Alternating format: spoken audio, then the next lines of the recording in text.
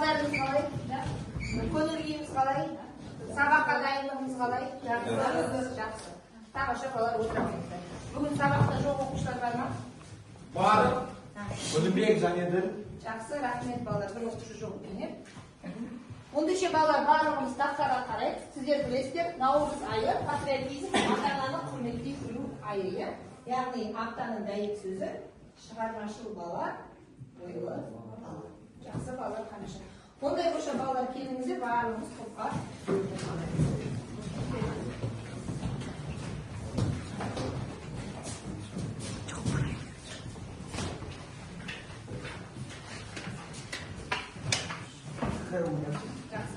Түс-түспен балалар топқа бөлінеміз. Және біздің топтарымыз қараңыздар. Әртүрлі бір топ бізде музыкалық аспаптармен бөліндік. Екінші топ бізде қазақтың ұлттық тағамдарымен бөліндік. Үшінші топ бізде қазақтың ұлттық ойындарымен бөліндік. Не балалар? Жақсы, тамаша. Олай болса, ары қарай балалар барлығымыз тақтаға қараймыз. Топқа бөлініп алдық. Балалар келесі сабағымызды бастамас бұрын мен сіздерге ән беремін, тақпақ беремін. Сіздер сол тақпақты пайдалана отырып, әртүрлі әуенге салып айтсаңыздар, иә? Жақсы. Бірінші топ. Ойланып бастамыз. Құстар әнін таң attырып, чу-ча-ча, чу-чу-ча. Көңілді жүрекке сыйдырып, чу-ча-ча, чу-чу-ча. Желмен бірге ұшып тербетіп, чу-ча-ча, чу-чу-ча. Әлемге үміт таратып, чу-ча-ча, чу-чу-ча. Жақсы балалар.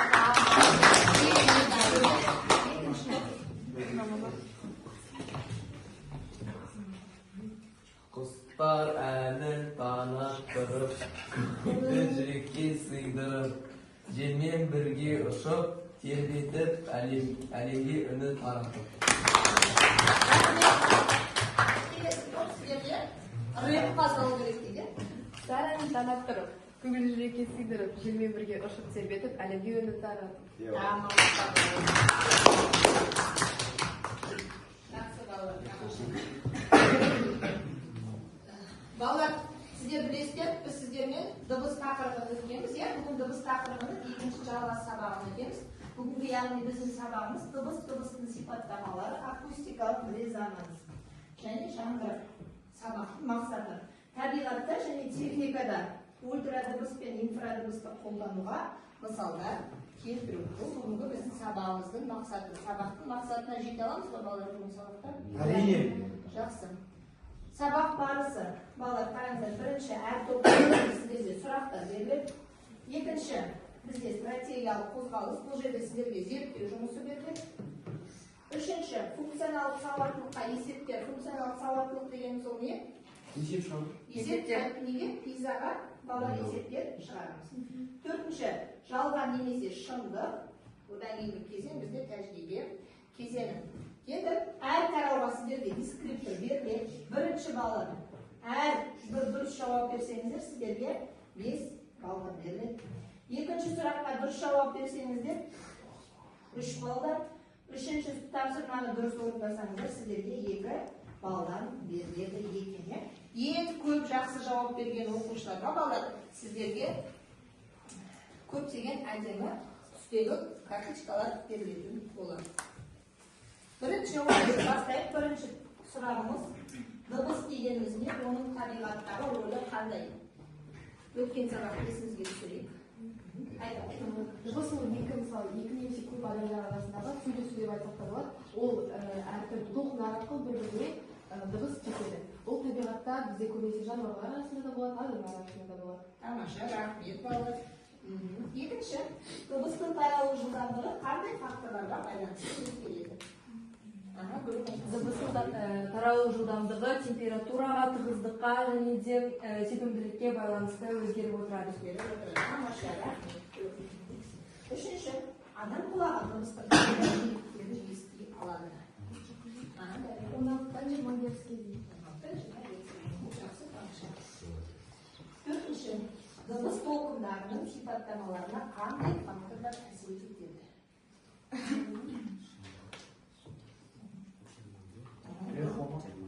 Дыбыс толқындарының сипаттамаларына амплитуда, жиілік, әртүрлі толқындар әсер етеді. Басқа оқушылар сабаққа қатысамыз, иә? Дыбыстың таралу жылдамдығына қандай табиғи факторлар әсер етеді? Ортаның тығыздығы, серпімділік және сипат. Тамаша, керемет. Келесі. Қандай жағдайларда дыбыс жылдамдығы артады және төмендейді?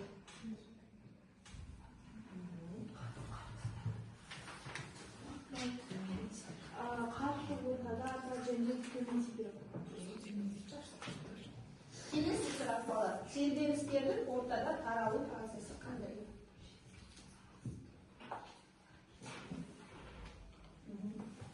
Тербелістер ортада толқын ретінде таралады. Жақсы, тамаша. Ортаның бөлшектерінің тербеліс бағыты толқынның таралу бағытынан перпендикуляр болса, ол қалай болады екен? Бұл көлденең толқын. Көлденең толқын, хорошо. Толқынның түрлерін атаймыз. Кім айтады? Көлденең. Көлденең толқын, содан кейін балалар? Электромагниттік және Ойлы. Ортаның бөлшектері толқынның таралу бағытына перпендикуляр болса,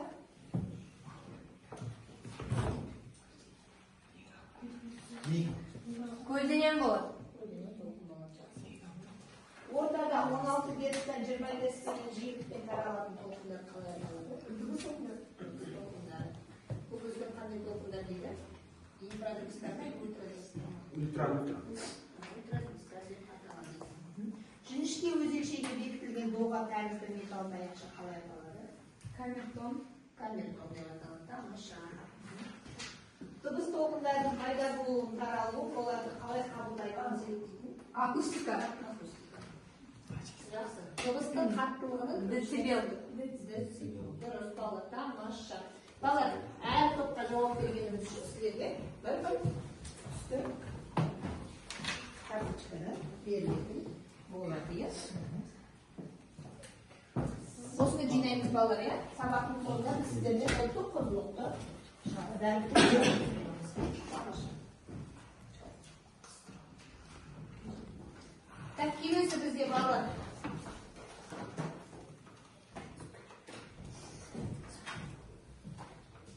Сіздерге тапсырма беріледі. Сіздер осы тапсырмаларды пайдалана отыра, не істейсіздер?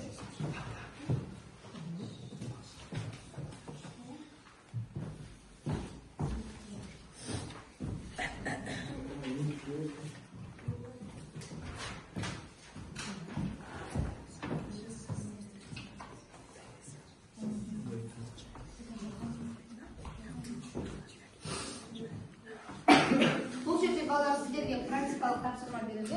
Сіздер осы практикалық тапсырмаларды пайдалана отыра не істейсіздер? Сабақтың зерттеу жұмысын жүргізесіздер, иә? Мысалы ретінде қараңыздар, сіздерге дыбыстың таралу жылдамдығын ортада зерттеу деген беріліп тұр. Сіздер осыған өздеріңіз жауап бересіздер. Бұл біздің сабақ. Мына ішінде барлығы жазылып тұр, балалар, сабақтың тапсырманың мақсаты, тәжірибені қалай орындау керек және сіздерге қандай нәтиже. Қазір бізде қандай тапсырма?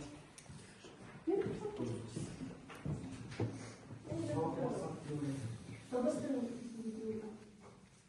амплитудасын есту қабілетіне әсерін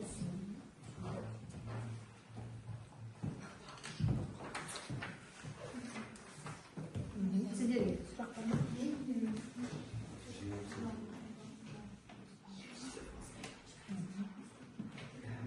Қайсыны алдыңыздар? Бірінші орында.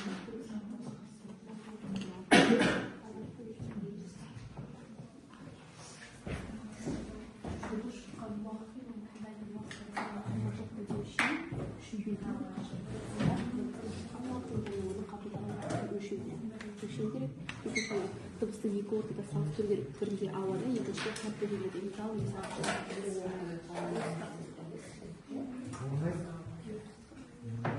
Қағаздан қалай дыбыс өтеді, шыныдан қалай өтеді, соны сөйтіп шығарасыздар, иә?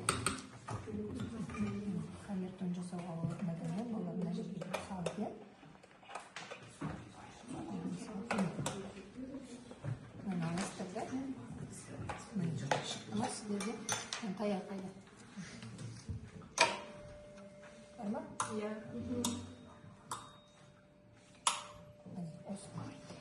сіздер әртүрлі өздеріңіздің жұмыс дыбыс қандай ортада қалай таралады соны анықтайсыздар.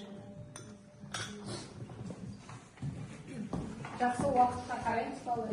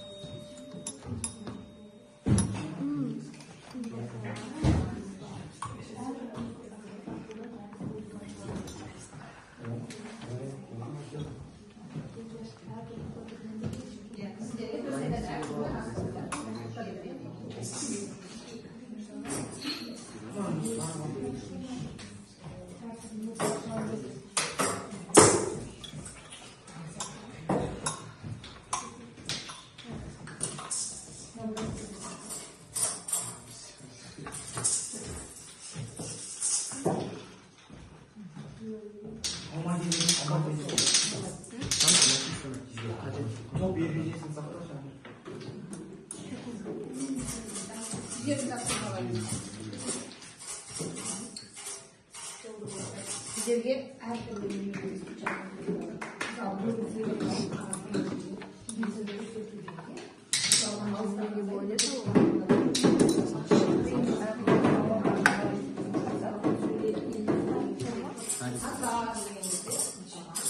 Енді қараңдар, әрқайсы құшылары дыбыстың жүйелері қалай өзгеретін бақылап салыстырады.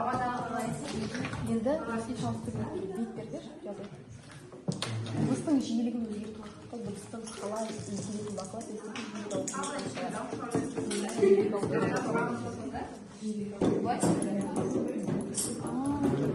болды балалар, аяқтаймыз. Жақсы. Қай топтай қолыңызды шапалақ.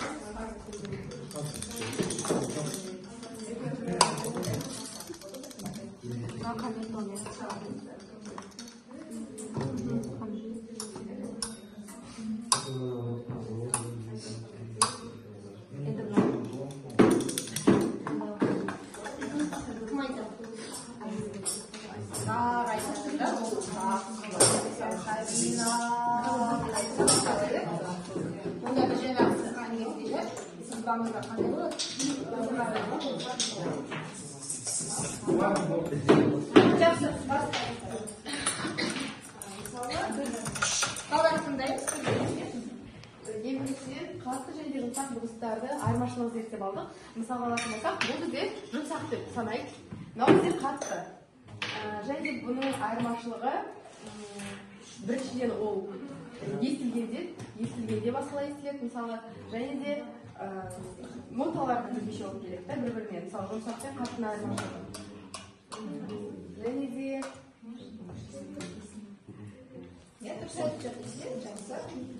Әр дыбыс, әртүрлі ортада, әртүрлі тарайды деп осындай қорытындыға келдік. Жақсы, рахмет сіздерге. Келесі топ.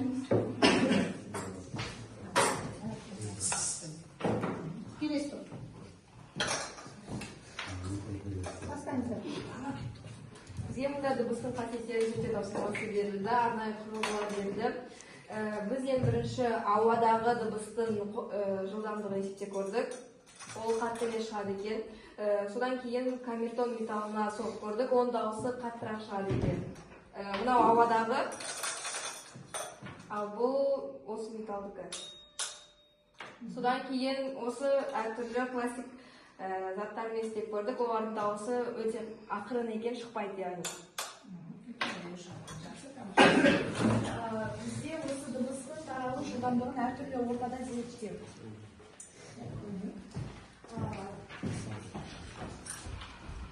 Мысалы айта кетсек, осы мысалы екі адамның арасында осы ара қашықтығы қысқа болса, яғни мен сізге мұғалім деп тұрсам, яғни дауыс тез естіледі. Ал егер де яғни дыбысты толқын сияқты былай. Иә, сіз басын сөйлеп тұрсыз. Иә, сосын мысалы бір адам басқа адамға қарағанда андай ара қашықтығы ұзақ, яғни алыс болса, оған бірдеңе айтсақ, яғни оның дауысы андай ұзақ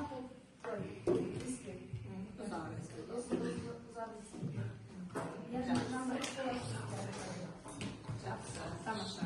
Рахмет. Балалар бір-бірімізді бағалап, бір-бірімізге қол шапалақтап қояйық, иә? Жақсы. Рахмет. Өте керемет, балалар, иә? Жақсы, балалар, жинап отырамыз. Бағалауымызды, иә, сағаттың соңында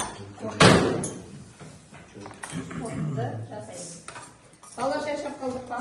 Қазір бізде серпілу сәті, сіздерге әмір өзінің ерекше бір сыйлайтын болады, иә?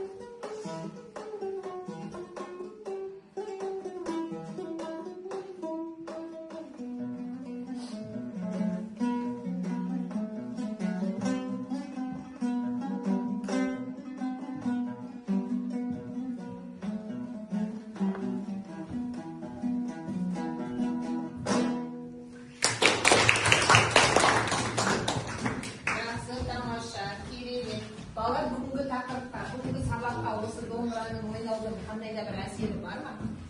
Иә, бар. Қандай? Мен ойымша, ол біз осы домбырамен дауыс толқындарын өзгерттік. Біздің құлағымызға әртүрлі ноталар келіп, біз оны ести алдық деп ойлаймын. Ести алдыңыз. Ол жағымды болды ма сізге? Иә, жағымды. Қалай ойлаймыз балалар, салыстырмалы түрде жаңа бірінші қазіргі әуен ча-ча-ча, чу-чу-чаның әнін тыңдаған ерекше ме, әлде домбыраның әнін тыңдаған ерекше ме? Домбыраның әнін тыңдаған құлаққа өте ерекше, жағымды естіледі екен, иә, тамаша. Балалар ондай болса, бізде келесі тапсырмалық сауалдар сіздерге берілді. Тапсырма. Әр топ осы тапсырманы орындау жауабын берсеңіздер, иә? Ал бастаймыз. Бұл жерде адамдар дыбыс толқындарын қабылдау арқылы қоршаған орта туралы ақпарат алады. Бірақ адамдардың есту қабілеті жасы ұлғайған сайын төмендейді. Адамдар ести алатын жиіліктің жоғарғы шегі әр жыл сайын шамамен 2 кГц-ке төмендейді.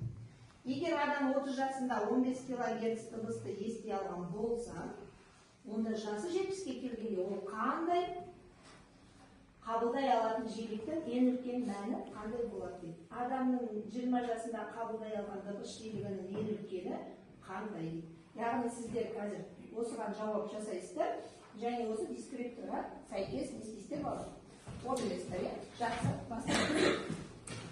Әр топқа 3 минут уақыттан жете ме болады? Жақсы.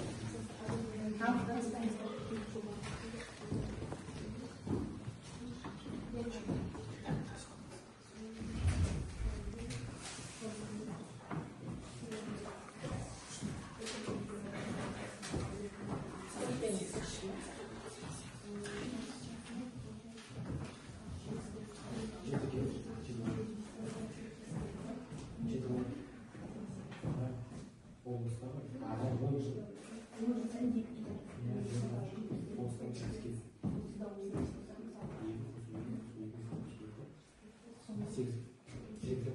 Жеті болады. One жасаймыз. Әр жасқа жасап жатсыңдар ма балалар?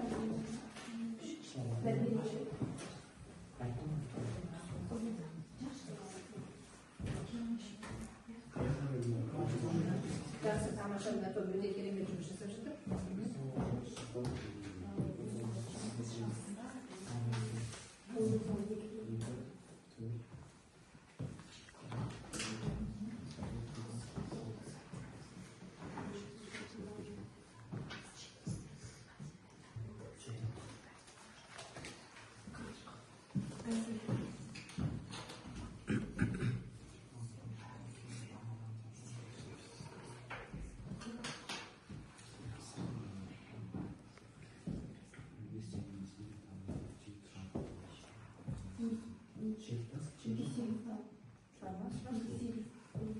Түсінікті ме бала?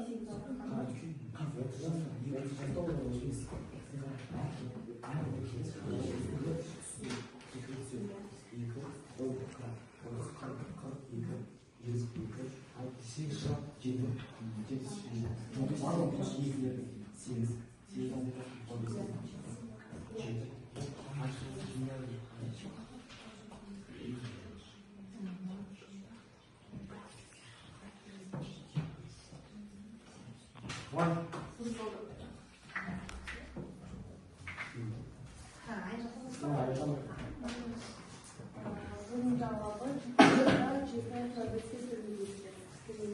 Түсіндіре кетсек, себебі бізде мысалы 10 жыл сайын 2 килогерцке төмендейді ғой, ал 30 жастағы адам 15 килогерц естісе, ол 70 жасында уже төмендейді 7 килогерц. Жақсы, тамаша, сіздер ойлаңыздар ма? Сіздер қорғай беріңіздер, мен тоқталып дайындаймыз.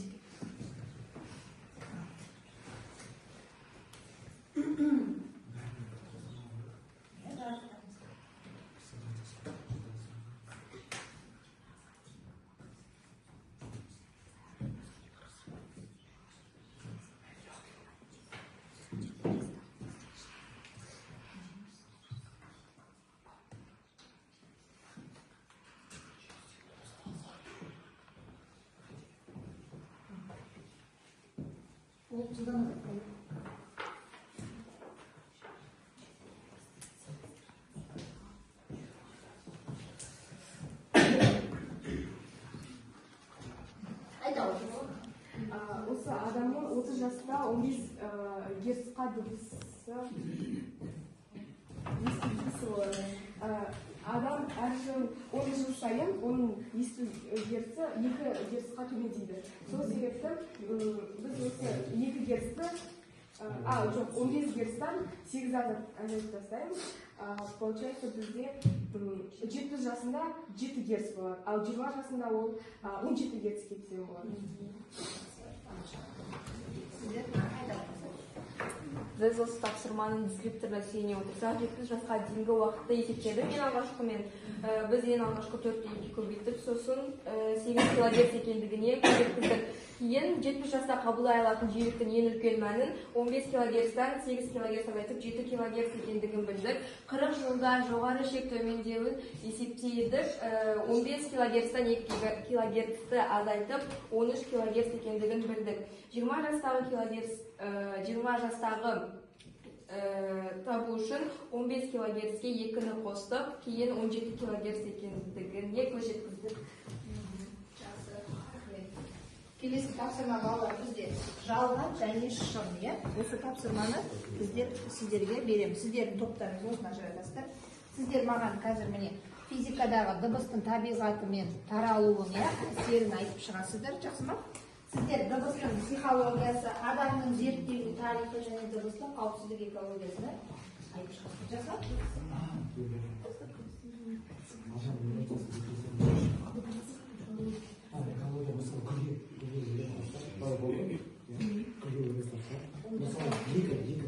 Біреу көрсіз, только күлме, без музыки, а біреу музыканы, веселый музыка, а потом быстрее выступить.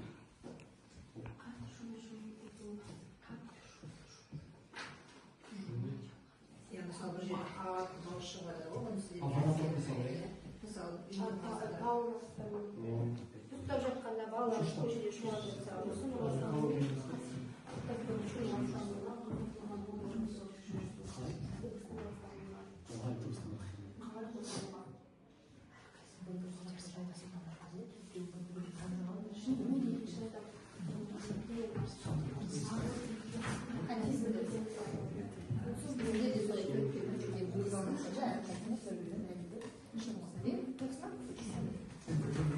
Сіздерде шақсырмай жалға немесе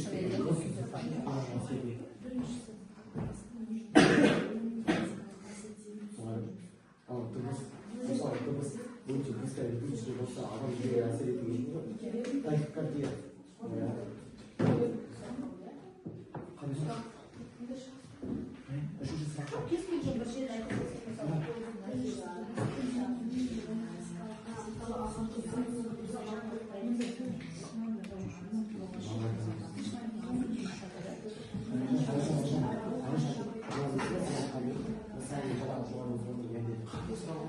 мысалы музыканы аламыз екінші оларда ритмичный бар мысалы бізде фолк фанк деген бар ал ол жүрекке әсер етуі мүмкін тахикардия жүрек музыкамен бірдей болып кетті ғой резонанс и сол үшін ол жүрегі начинает сол музыкамен бірдей соғуға и ол потом тахикардия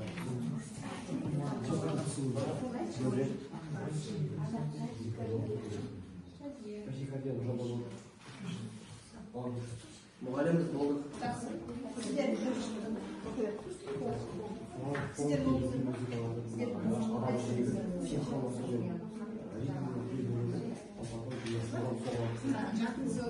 мұғаліміз оқиды жақсы болмайды қазір алдияр болады тосып балалар болдық па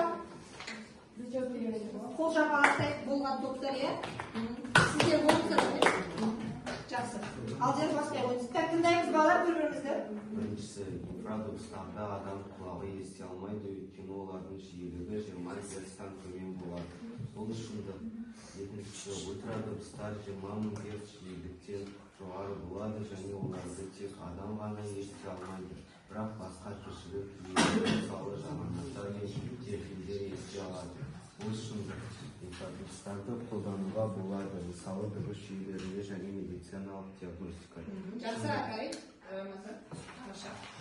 рахмет алдияр кейінге тамаша жарайсыз Ультрадыбыстардың жиілігі тек 20 000 герц пен 100 000 герц арасында болады. Бұл жалған. Инфрадыбыстардың адам денсаулығына әсері болуы мүмкін. Олар ауыр психологиялық әсер туғызуы мүмкін. Бұл шындық.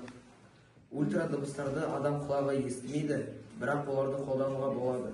Мысалы, медициналық мақсаттарда. Шындық. Инфрадыбыстар тек табиғи құбылыстардан, мысалы жер сілкінісінен және дауылдан ғана пайда болады. Бұл жалған. жақсы келісеміз бе балалар иә жақсы рахмет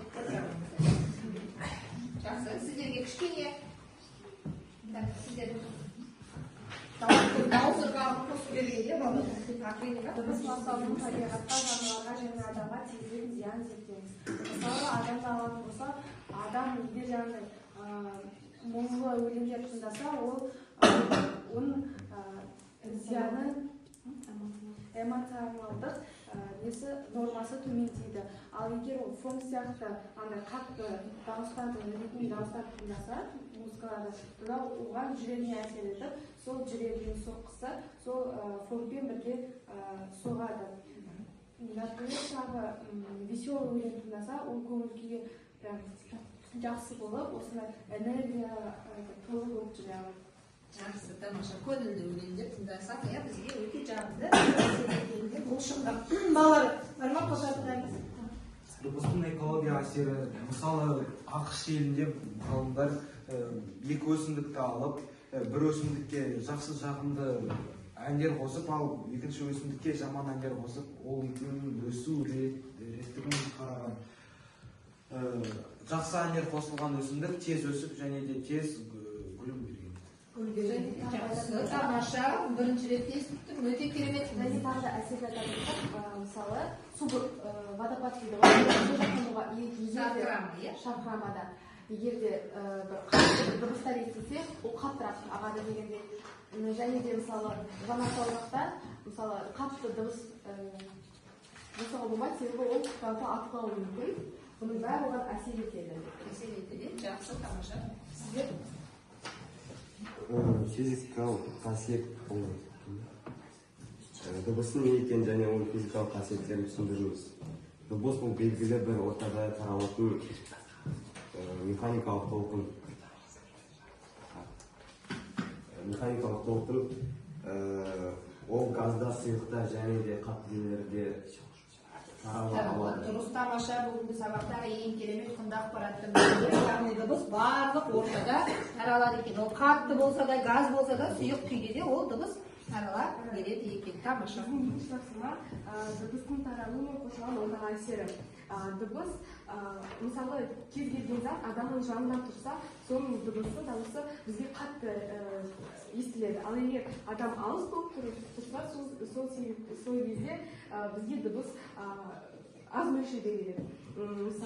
Және қоршаған ортаға әсері, мысалы, біз адамның наушниктен өлең тыңдағанын ала аламыз. Наушниктің дыбысы, құлаққаптың дауысы үлкен болса, адамның ағзасына зиян көрсетеді, себебі құлақтағы перепонка жарылуы мүмкін, тым үлкен дауыс болса. Осыған орай біз дыбыстардың әсерлерін көреміз. Жақсы және жақсы. Бұл жерде балалар, қараңыздар, үйде егер сіздер әуен тыңдаған кезде қатты қосып тыңдайтын болсаңыздар, сіздердің құлақтарыңыз не істейді? Сол дыбысқа қалыптасып қалады. Кейбір оқушылар ақырын, баяу тыңдайды, кейбір оқушылар қатты тыңдайды. Яғни бұның әсері бар ма сізге? Әрине бар. Жақсы балалар, тамаша, керемет. Ендеше балалар, қазір бір-бірімізді бағалап қойып, барлығымыз бір-бірімізге қол шапалақтап. Келесі балалар, әр топ өз-өздеріңізді бір-бір бағалап өтсеңіздер. Сіздер мына топта қандай қосымша қосар едіңіз? Сіздер келесі топте алып бастай қойыңыздар. Өздеріңіз ойларыңызды бөлісіп жүріңіздер. Менің ойымша, қарсылас топ өздерін жақсы көрсете алды, себебі әрбір мүшесі өзінің ойын білдіре алды деп ойлаймын. Жақсы, барлығы жеке өз тапсырманы дұрыс барлығын орындап шықты, иә? Жақсы, Әкежан, келесі топты бағаласаңыз. Ал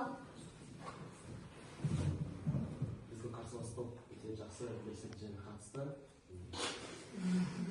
жақсы, тамаша, рахмет. Сіздер? Осы үшінші топ өзінің Бірінші.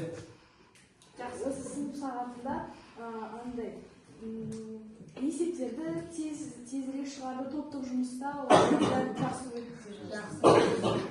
Жақсы, барлығымыз бір-біріміз бағаласып қоя, балалар? Керемет, рахмет. Өте тамаша болды. Балалар, бізде келесі кезең тәжірибе жасау кезеңі. Тәжірибе жасау кезеңі. Мен қазір сіздерге әртүрлі құрал-жабдықтар беремін. Құрал-жабдықтар арқылы сіздер бүгінгі дұрысты естіңіздер.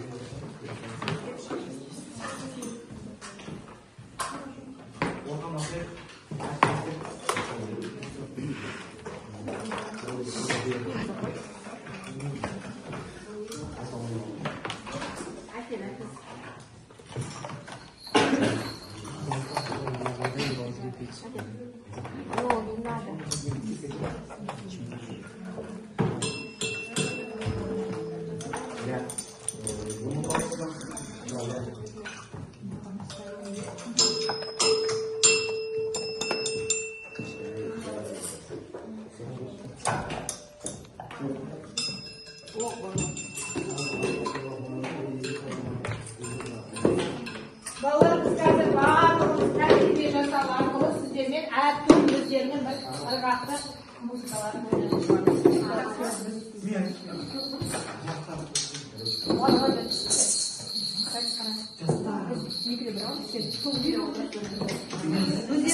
ерекше ырғақтағы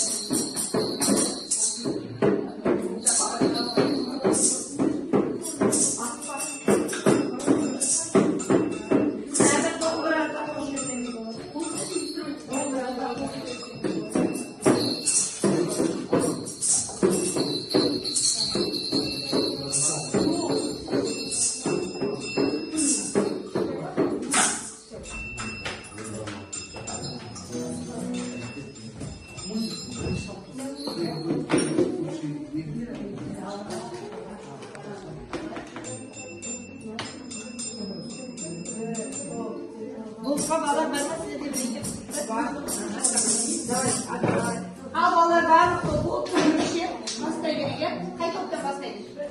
Bana bastayız.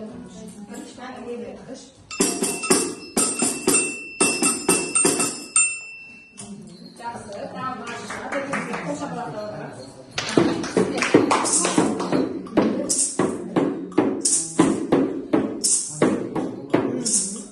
Жақсы, тамаша. Үшінші топ қазір сіздерге аға ойнап береді. Ал.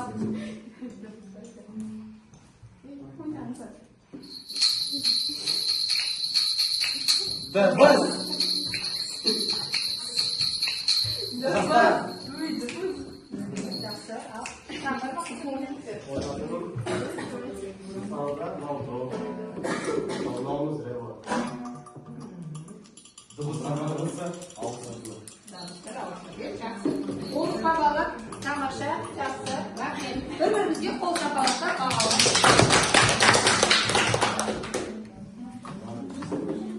Келесі балалар, бізге сабақ аяқталуға жақын болды. Себепті еркін микрофон, иә? Біз сабақ бойынша өз ойларымызды еркін бөлісе берсеңіздер. Мен бүгінгі сабақта өте қызықты өтті деп ойлаймын. Және де мен өзімнің тобыма рахмет айтқым келеді. Менің тобым өте слаженно жұмыс істеді. Белсенді, барлығы бірлікте деп жатыр, иә? Жақсы, тамаша. Маған менің көңіліме бүгін сабақ өтті. Себебі бұл еркін форматта өтті деп айтып мен де өзімнің ойымды айта алдым. Жақсы, тамаша. Еркін, иә? Бармақ жақсы, сізде Маған бүгінгі сабақ өте ұнады. Біз бүгін әртүрлі тапсырмалар орындадық. Олар өте қызықты болды және де әртүрлі тәжірибелерді біздік. жақсы, тамаша. Бүгінгі сабағымыз әсерлі болды.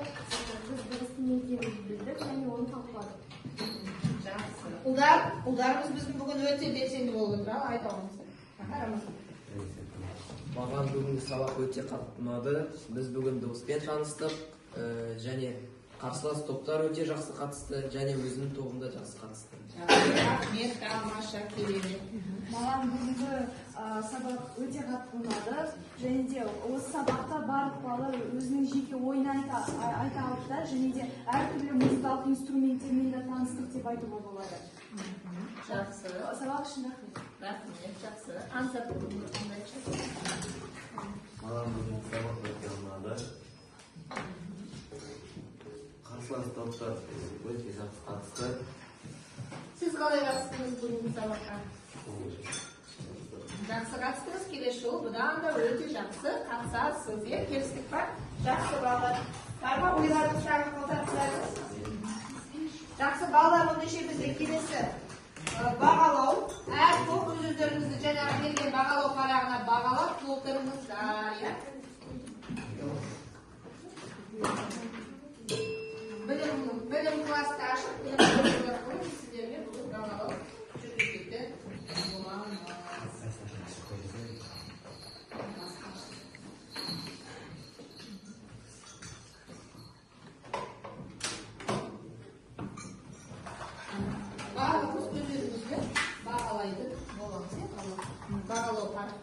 сіздер бағанағы бағалау парақтарымен осыған қорытынды жасап өз ойларыңызды жазып жетсеңіздер болады екен.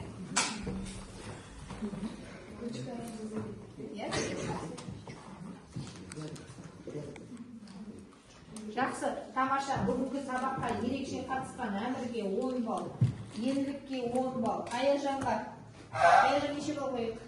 Онда 9 балл, кішкене Аяжанға 7 балл, кішкене. Бұдан да белсене қатысуға болады еді. Ансарға 9 балл қоямыз, Ансар бұдан да керемет қатысуға болады, мүмкіндік. Сіздердің топтарыңызда Ансатқа бүгінгі сабаққа қатысқан үшін 7 балл, Нұржанға 7 балл. Келсеңіз қоя, Айымға 10 балл, Айым өте жақсы, тамаша қатысты. Азизаға 10 балл. Балалар, бүгінгі сабақтың қорытындысын қорытындылай келетін болсақ, барлықтарыңыздар қараңыздар, топта өте әдемі киіз үйлер бар. Осы киіз үйлерді және топқа бөлінген жинаған карточкаларыңызды көрсетсеңіздер. Бұл жерде біздің ұлттық құндылыққа негізделген біздің әрбір негізделген балалар құндылықтарымыз берілген екен. Яғни бұл жерде дыбысқа да қатысы бар және әртүрлі жетіге, асықтаяқ, домбыра, қазақтың ұлттық аспаптарда негізделген, ұлттық тағамдарда негізделген және сіздер осы біздің ұлттық құндылықтарды бойларыңызға сіңіріп, үнемі жүрген жерлеріңізде көрсетіп, мақтанып жүресіздер деген ниеттемін. Сабаққа қатысқандарыңызға көп рахмет. Сабақ осымен аяқталды.